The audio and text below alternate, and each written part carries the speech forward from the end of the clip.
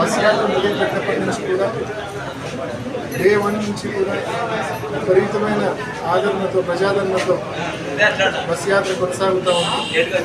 ప్రతిరోజు కనీసం 5-6 గంటల ఆలస్యంగా బస్ యాత్ర ఎండ్ అవుతా ఉన్న పరిస్థితి మనం చూస్తూ ఉన్నాం.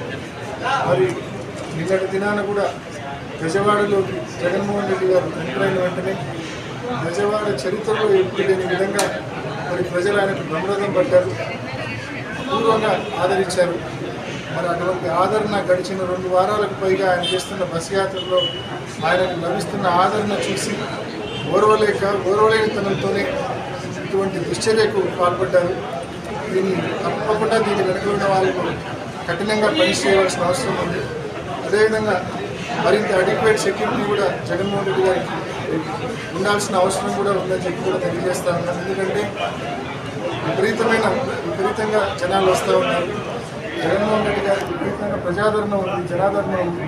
అటువంటి నాయకుడు జనంలోకి పోయినప్పుడు అడిక్వేట్ సెక్యూరిటీ కూడా ఉండవలసిన అవసరం ఉంది. ఎందుకంటే ఎక్కడో కోటిలో ఒకరు ఇటువంటి వాళ్ళు ఉంటారు, 10 వాళ్ళు ఉంటారు, కోటిలో ఒకరు ఉంటారు. ఇటువంటి వాళ్ళని నిలువరించడానికి అడిక్వేట్ సెక్యూరిటీ కూడా తప్పకుండా అవసరం అని చెప్పి తప్పకుండా ఆ మేరకు తగు చర్యలు కూడా తీసుకుంటారని చెప్పి కోరుకుంటా